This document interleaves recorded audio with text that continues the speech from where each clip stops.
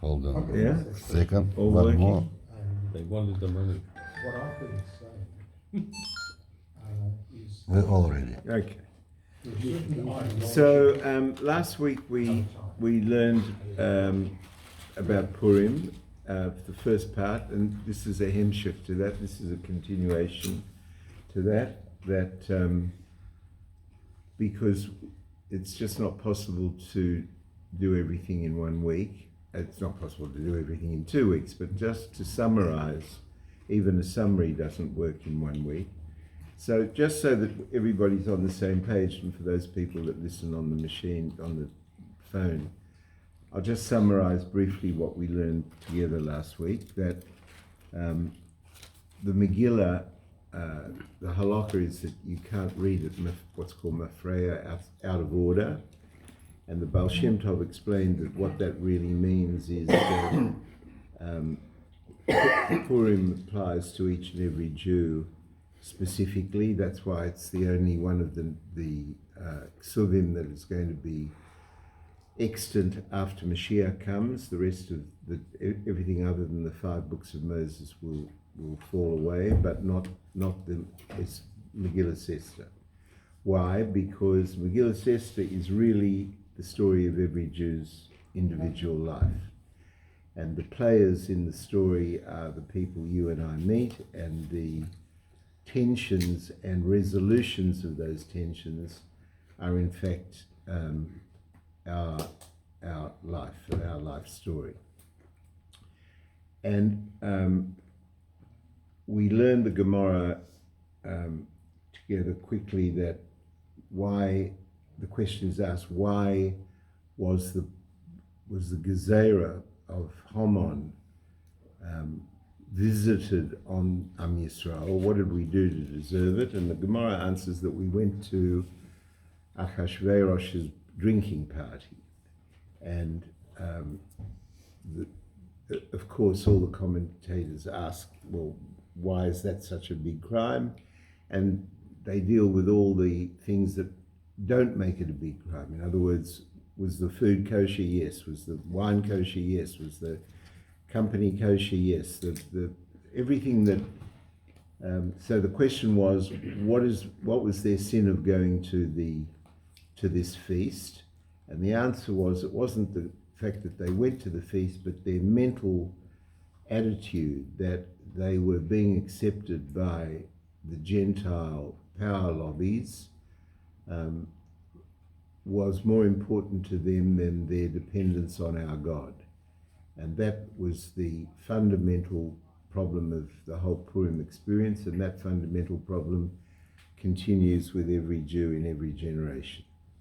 And then we learned deeper, and we probably won't have time to revisit any part of this, but I'll just mention it for completeness, that Mordecai and Esther are really aspects of the neshama. There are 5 parts to the neshama: nefesh, ruach, neshama, hai, and yechida. The 3 lower levels are in the body, in the guf. The 2 higher levels are not in the body. And we learned that the 3 lower levels are the representation of Esther, and the 2 higher levels are representation of Mordecai.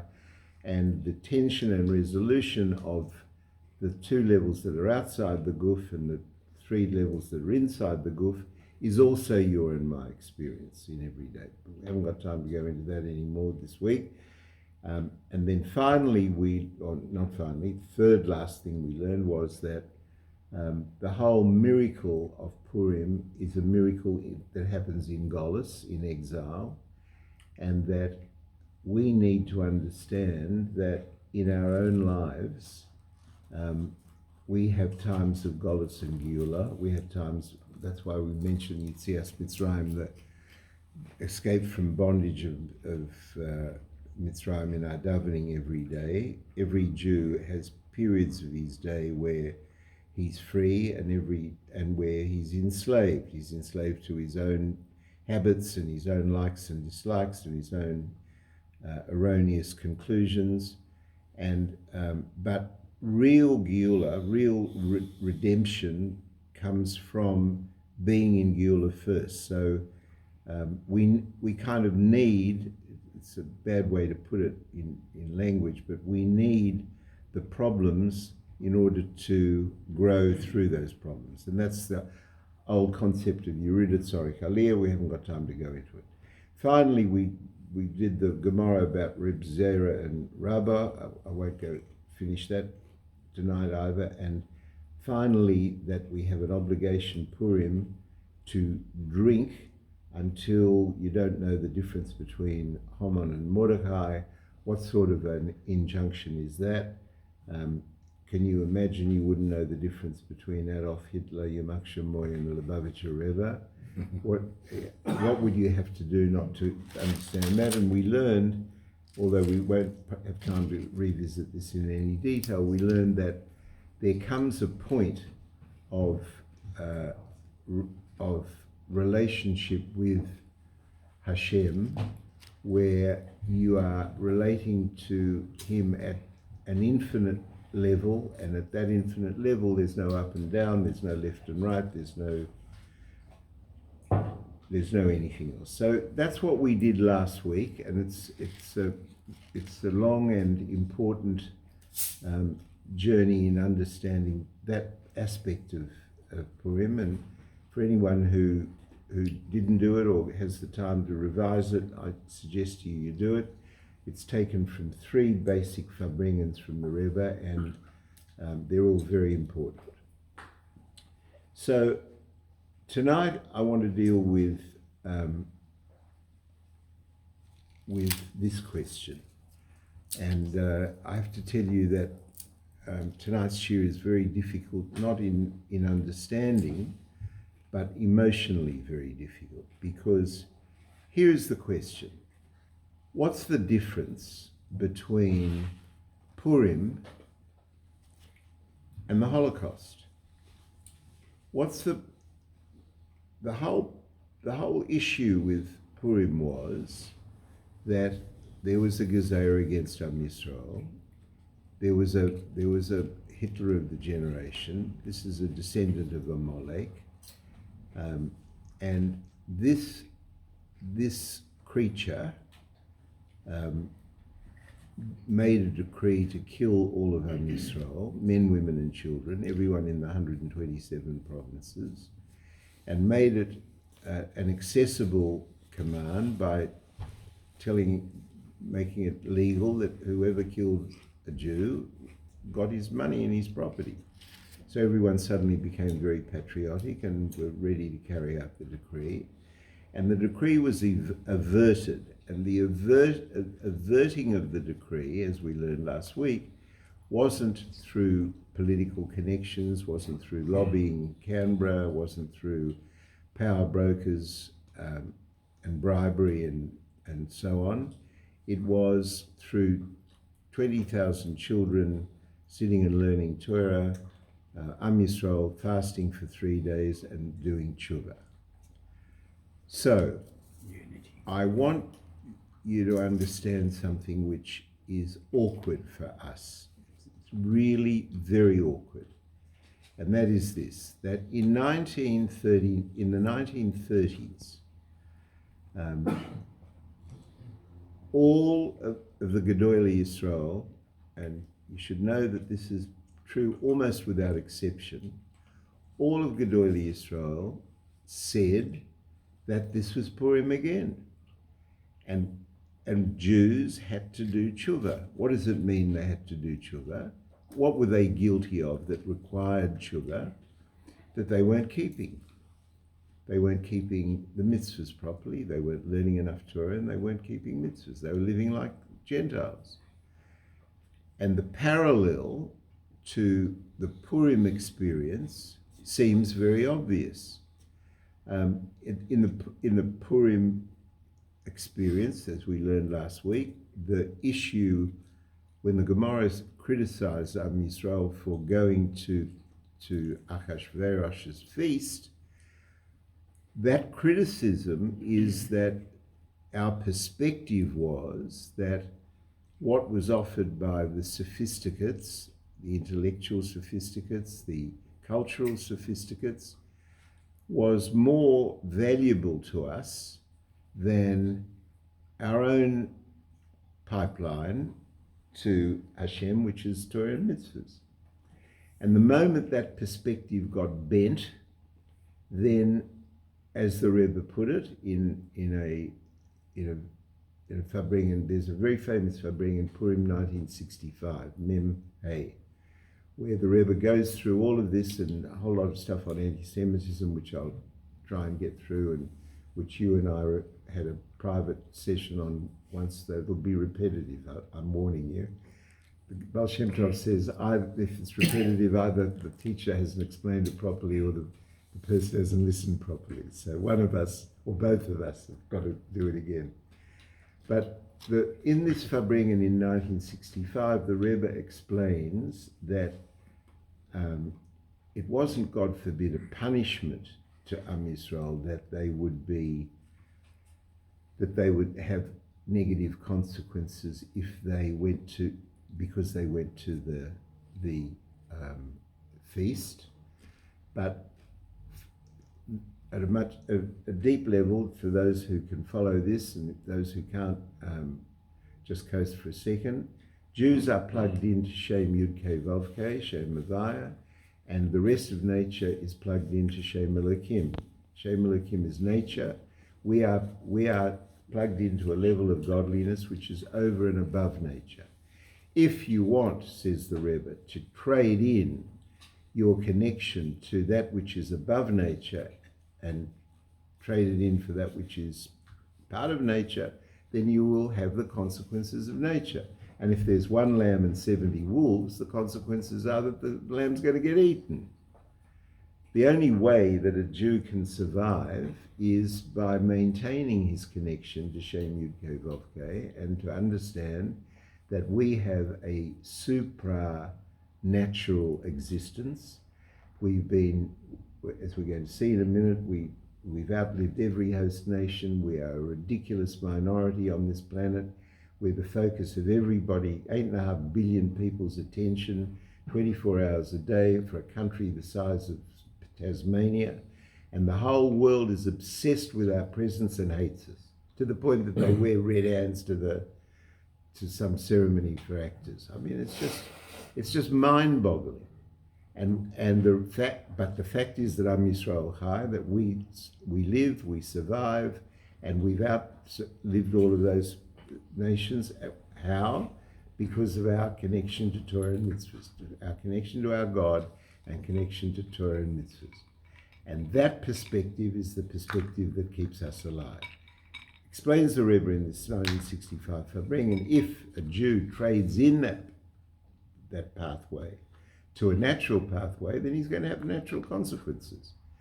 If you're going to walk on a median strip on a 6-lane highway, you're not going to get run over. But if you step off the median strip and try and cross the road, and in peak hour traffic traveling at 70 miles an hour, so whatever the kilometers is for that, I'm old.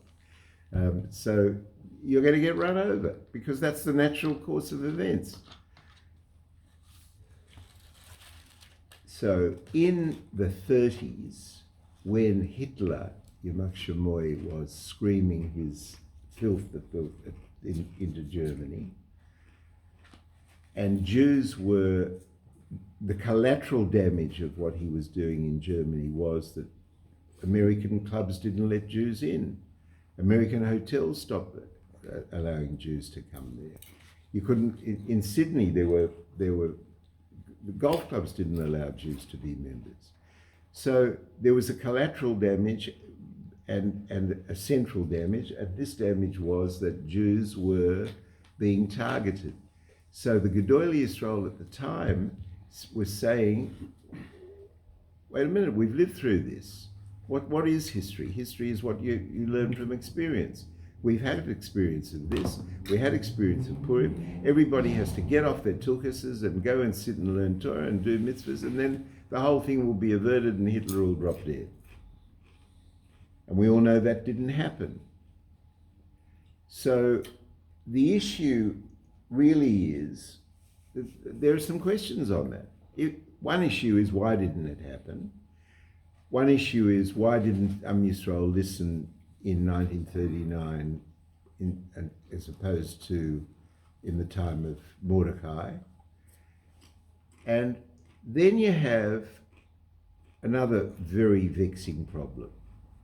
And that problem is this, that after the war, after the Rebbe became Rebbe in 1951, from that time onwards, you will not see one word from the Rebbe of anything like this. Anything about how the Jews should have done tshuva, anything about what the Rebbe talked about the survivors from the Holocaust was that they were, as he called them, kadoshim. That means holy souls. And the Rebbe repeatedly said, when he was asked questions on the Holocaust, he repeatedly said, I don't know. Let me use his words. I don't know. And the Rebbe said, we simply cannot understand with a finite brain, infinite intelligence and infinite wisdom. So we just don't know.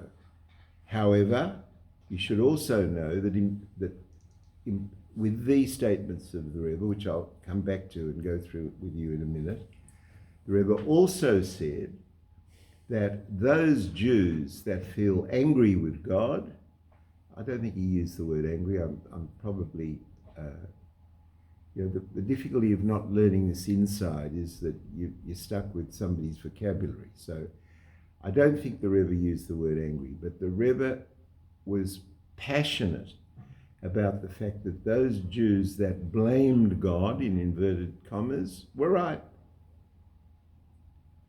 That why were they right? Because there's no question that God is right, and there's no question that whatever he did is for the good.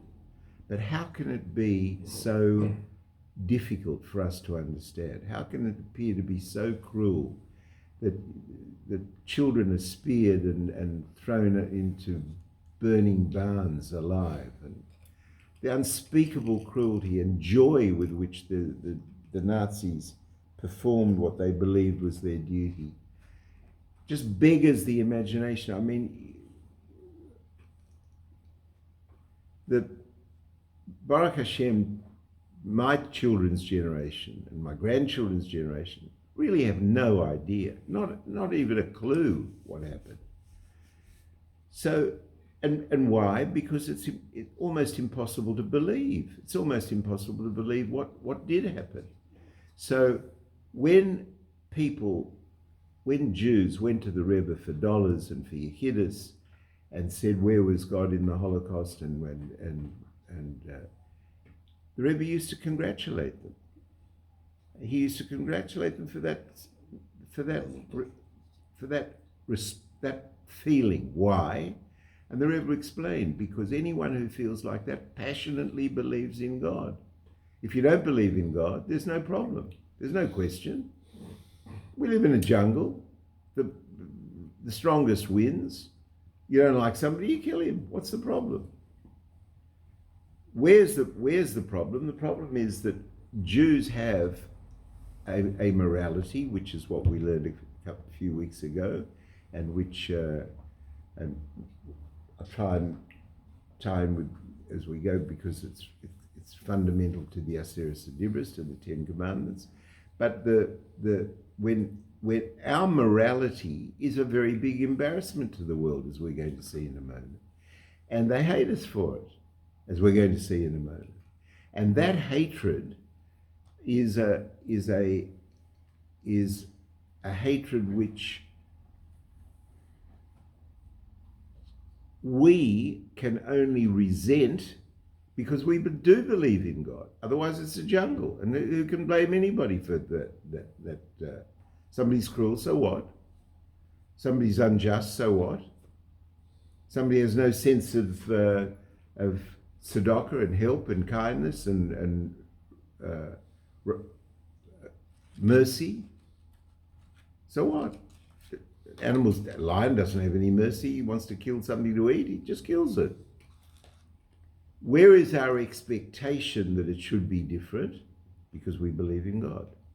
And we believe that our God should not have tolerated this. How can he have? And the Rebbe took that as a very big positive when people articulated that kind of problem to him. He almost congratulated, I'm putting that a bit high, but he saluted them at one level, because he explained to them that it was only because they said, and when Elie Wiesel, for example, went to the Rebbe, and we have a whole account of his encounter with the Rebbe because it was taken down and transcribed and it's in writing.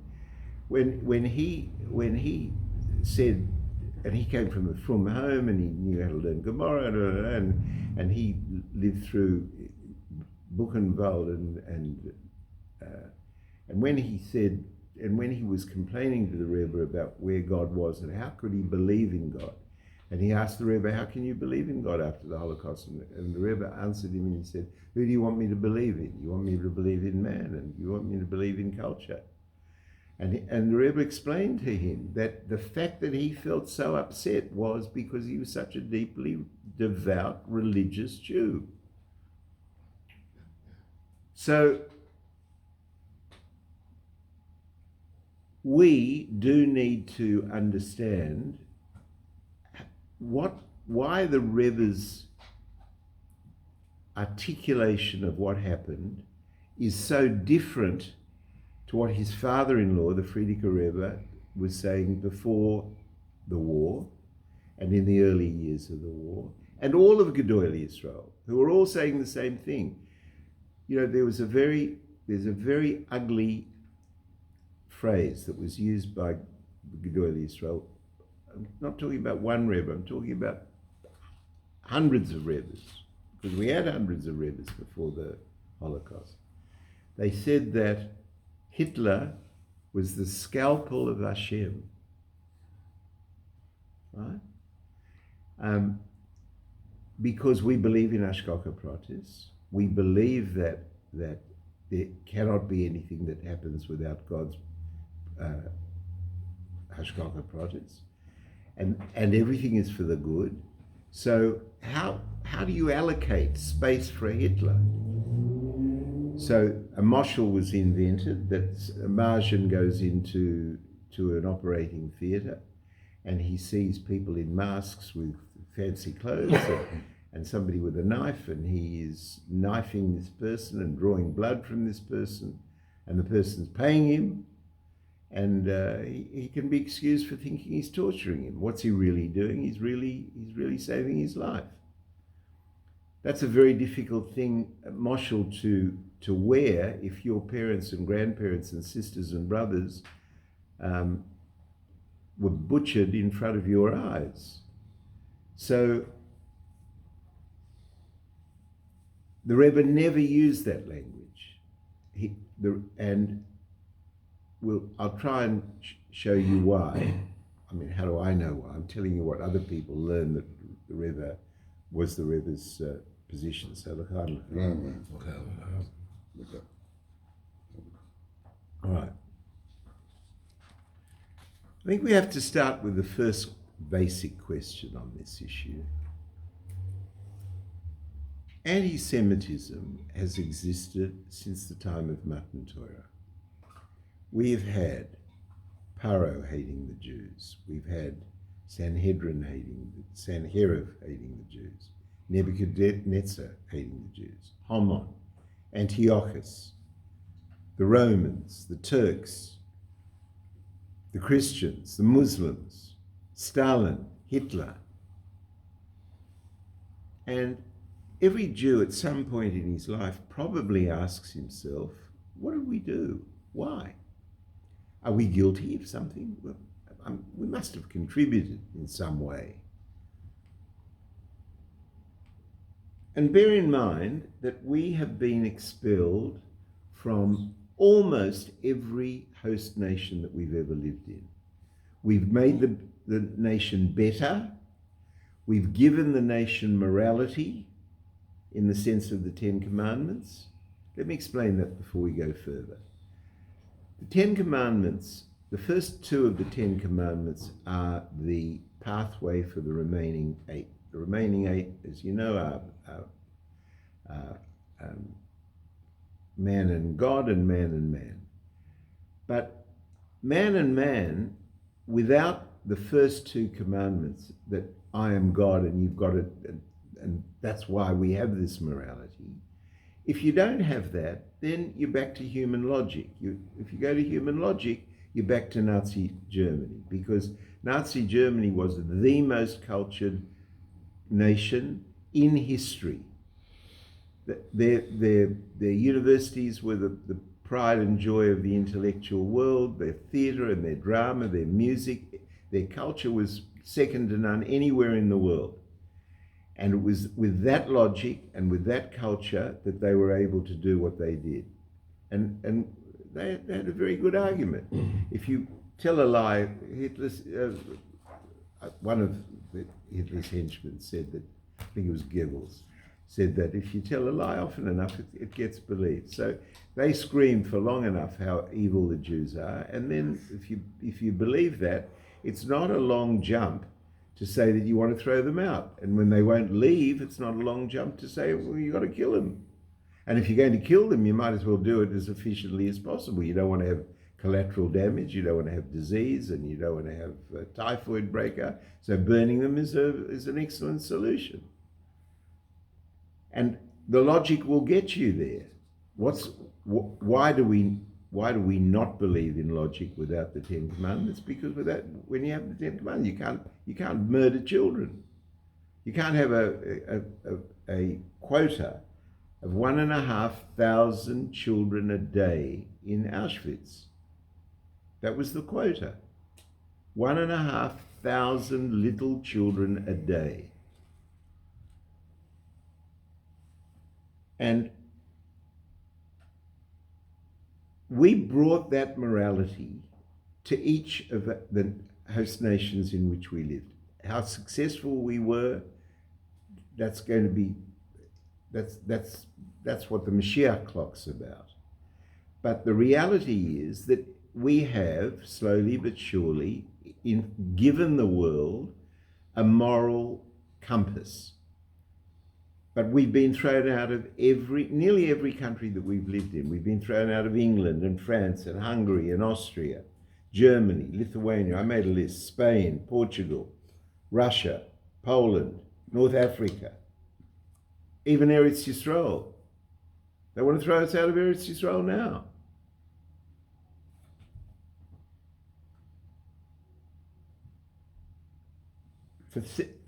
For all these centuries, we've been methodically murdered and butchered and crusaded against and Humilskis against and pogromed, holocausted.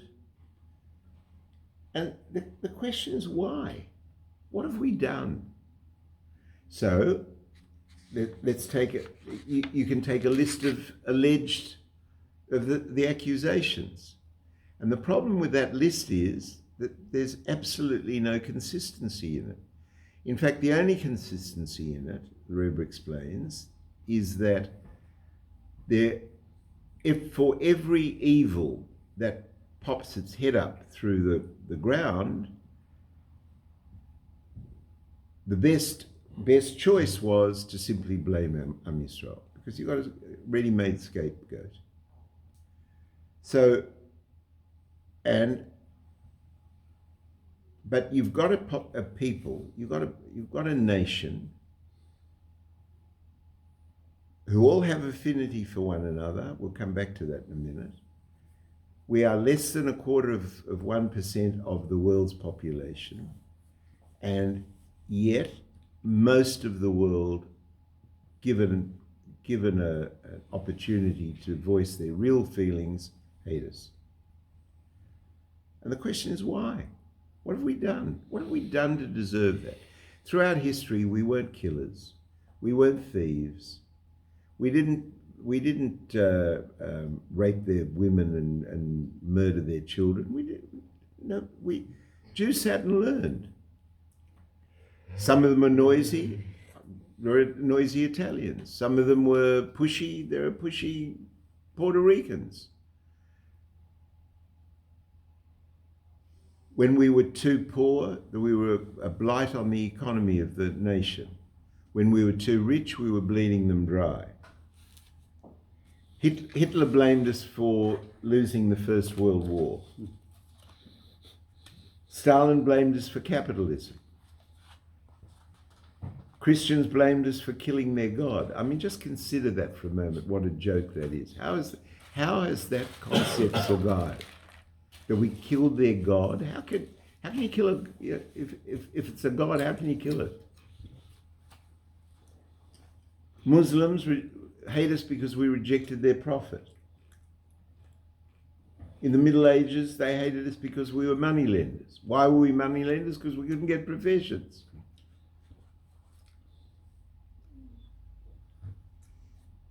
There are people that hate us because we say that we're the chosen people.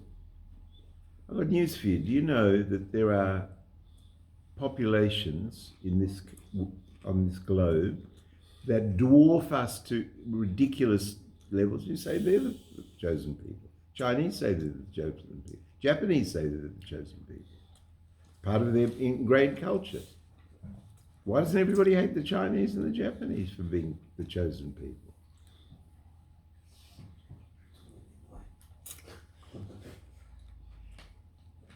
Sweets, cheese. So the Rebbe explains that there aren't rational reasons for this. The reason is a spiritual reason. You want the air on? Yeah, I'm falling asleep without oxygen. That's my problem. No oxygen, I'm falling asleep. You got oxygen. You got the real oxygen. Okay. So, okay, it's on. So I genuinely don't notice. So I should have done it long ago. Sorry. So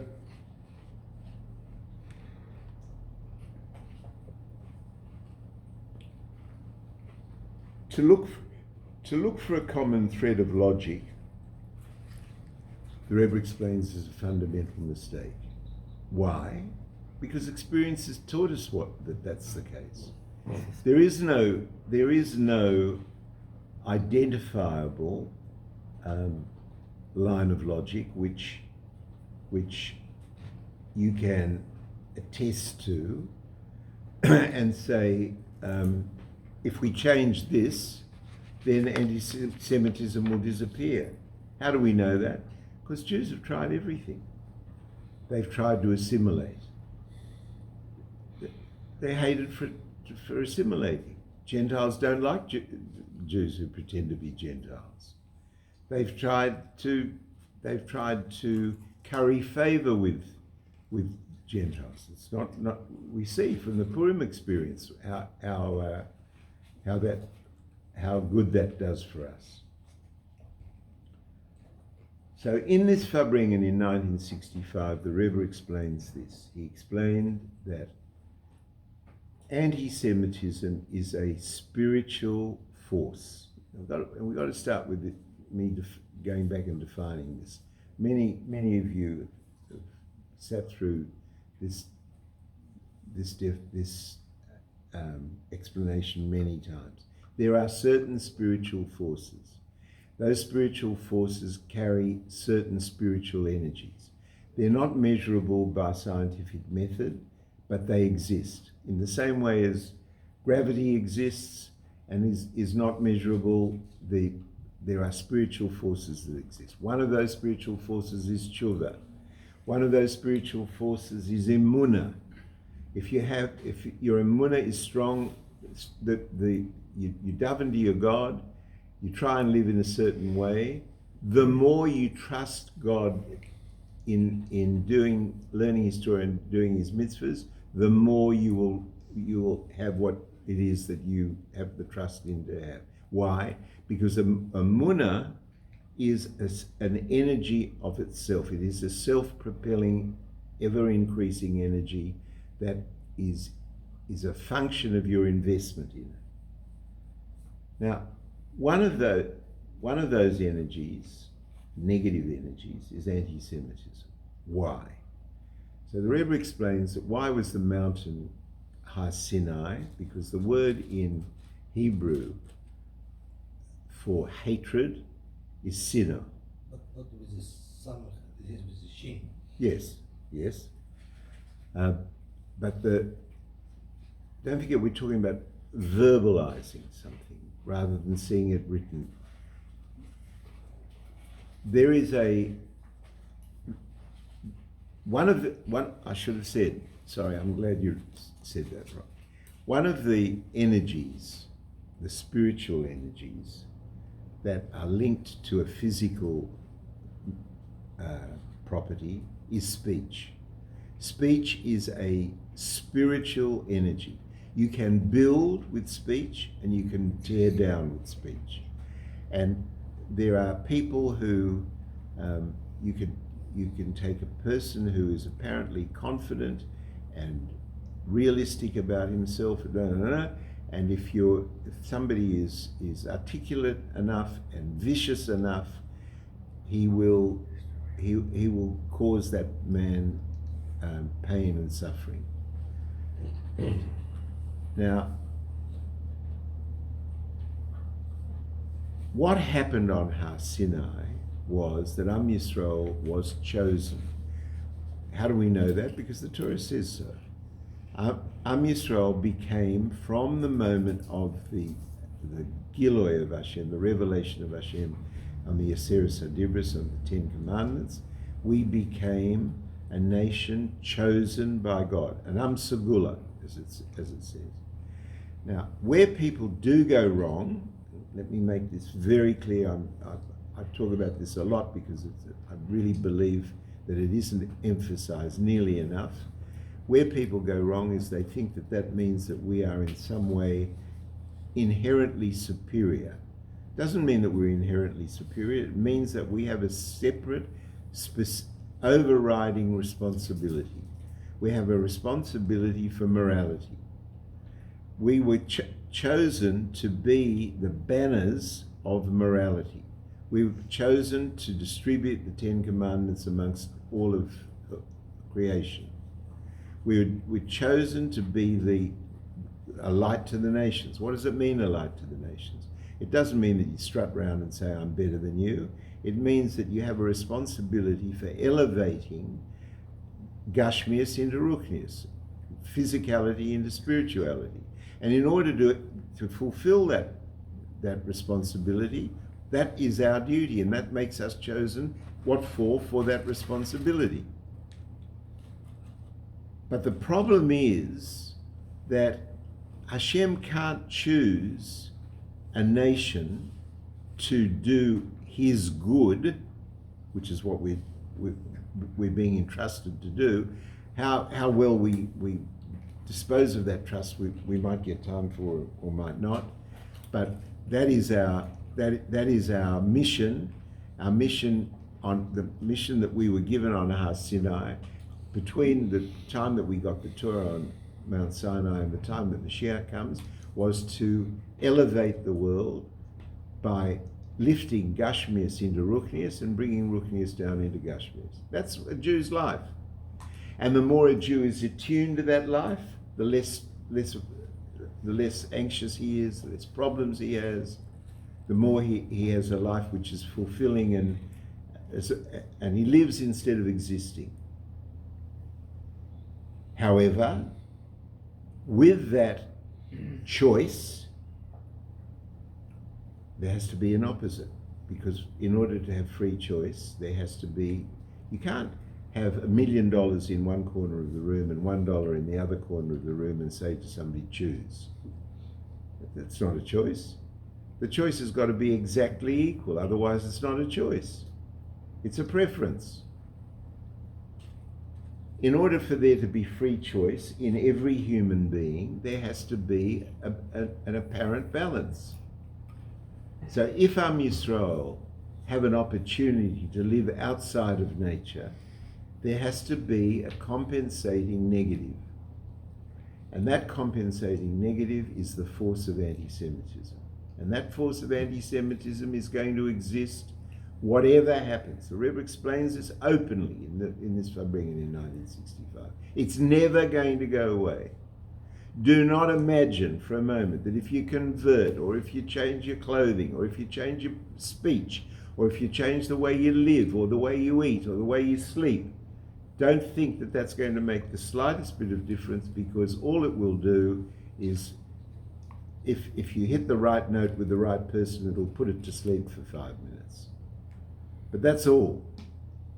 And we can, and we see this, and the Rebbe describes this, as we learn together, the Rebbe describes this as a virus. This is a spiritual virus. Anti-Semitism is a spiritual virus, and it is not connected to our behavior. It's not connected to anything other than this negative spiritual energy. And what happens with, let's take the example of a goof.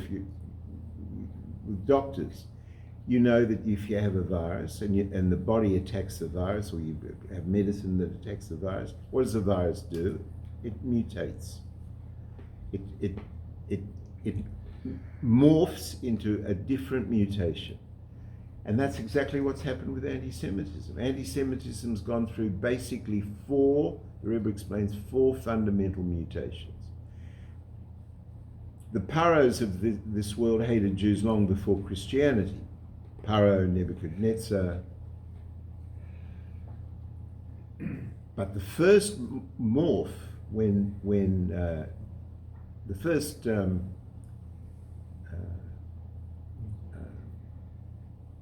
what did I say? Mutation of the virus was with Christianity. All of a sudden, the people suddenly became very, very religious, and so therefore we were the enemy of their religion. And we were such an enemy of their religion that we killed their God. And that was good for nearly 1,000 years, this mutation.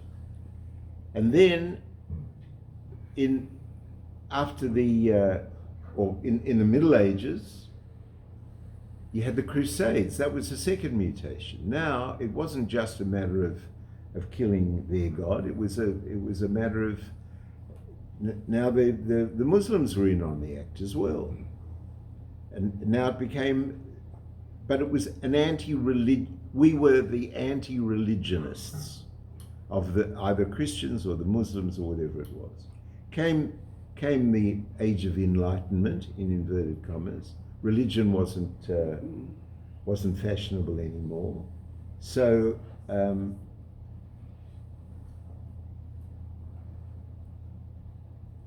we were I've gone too fast. In the Middle Ages, we were condemned not only for being anti-religious, but being representatives of their devil. There's enormous amounts of literature and there was the blood libels, everyone knows what they are. There was the accusation that we killed Christian children and Muslim children and used their blood for our matzahs.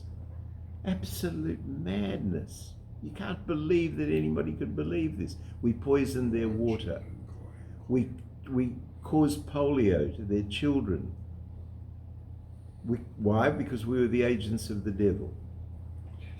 Then that morphed into the Age of Enlightenment, when all of a sudden religion wasn't so fashionable.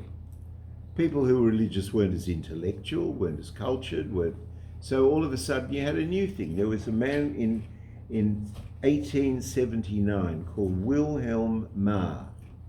And Wilhelm Marr was a German who invented the phrase anti-Semitism.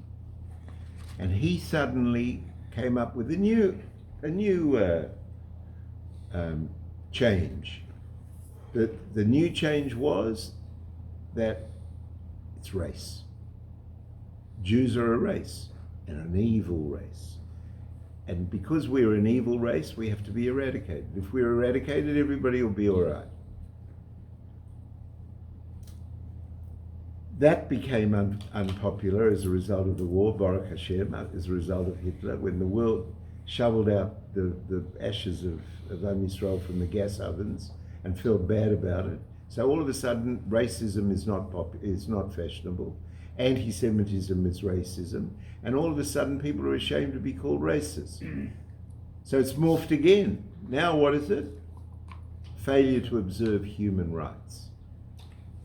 I mean, this is the most incredible one. That Am Yisrael, the champions of morality through the ages when everybody else was getting drunk and murdering and pillaging and raping, and we were sitting and learning and keeping a morality, we all of a sudden are the harbingers of being contrary to human rights. We deny human rights. So this force of anti-Semitism has to be understood, explains the Rebbe, for what it is. And what it is a force which is never going to go away while we have our job and our mission of elevating Gashmias and bringing down Ruchnias. It's always going to be there. So the Purim story is going to keep coming. And the Rebbe explains, the Holocaust isn't necessarily the worst of our experiences. Don't forget, we lost the first Beis HaMikdash, we lost the second Beis HaMikdash. The Himmelnitzky, however you pronounce his name, Himmelnitzky, he beheaded 600,000 Jews, beheaded them. Our history is a river of blood. And Purim is an over and over experience. Now, were the Gedolei Yisrael wrong before the war? They weren't wrong. Can you say that what happened was a punishment for them, for Jews not doing tshuva? Says the Rebbe, no. You can't say that. Why? Because there's no crime that Jews could have done that warrants 1,500 children being murdered a day in Auschwitz. There's no such crime. The Rebbe said, what crime can there possibly be that somebody didn't put on film? Somebody ate milk after meat. That's not a reason to kill 6 million people, men, women, and children. However, the Purim story is the answer to the problem. And the answer to the problem is that a Jew needs to live like a Jew. The more a Jew lives like a Jew, it's not that I'm not so religious. That's missing the point. You're not bringing the signal in clearly enough. It doesn't mean to say that you go from being at Woodstock and into a kapota the next week in Yeshiva Shul. That's ridiculous. It has to be a process, and the process is partly God's fault because not all of us were born in Yerushalayim and learning in Yeshiva at the age of 3. So everybody has to make the journey himself, but everybody needs to understand, we're screaming the Rebbe in this Fabringen, whether you're secular, whether you're religious, whether you're Satmar, or whether you're this, whether you're modern Orthodox, or whether you keep nothing. We're all Jews, and what ties us together is our common consciousness with our God, and with Torah and mitzvahs. With our God, with Torah and mitzvahs. That is our life. And if you trade that life in for a life where you want to impress Mr. Albanese or Penny Wong, then you're taking our heritage and trading it in on something which is going to kill you, because one sheep can't survive with 70 wolves. You want to go to nature, then you'll get the natural consequence. Is that a punishment? It's not a punishment. It's a natural consequence. So our perspective has to be that we are Jews. And the Rebbe says an amazingly deep thing. He says that, he quotes a whole line of authority, which we haven't got time for me to go into, where you can learn what's called shalila, you can learn out of the negative, the positive, right? So what's one of the incredible lessons from Hitler Yamach Shemoueh? He wanted to track down and murder every single Jew. Now, it didn't matter whether you were a religious Jew or not. It didn't matter whether you converted. It didn't matter whether you pretended not to be a Jew. Those Jews who held a hand on their heart and said, I'm a wonderful German. I've helped the German economy and I've helped the German culture, and my child, it plays Mozart and my child plays Bach, and Hitler didn't give a damn about any of that. You had Jewish blood in your veins, that's good enough for me to kill. Says the Rebbe, you have Jewish blood in your veins, that's good enough for you to love another Jew. Another Jew has Jewish blood in his veins, he's your brother. Hitler knew it. He knew it for bad. We have to know it for good. And if he is your brother, you have to put your arm around him and show him that our perspective is not the Gentiles' perspective, or the gorilla's perspective, or the antelope's perspective, or no matter how wonderful trees are, we're not trees. We are Jews, and Jews' pathway is through an absolute emunah in his God, an absolute dependence on that perspective, and an absolute commitment to learning Torah and doing mitzvahs to his level, hopefully increasing.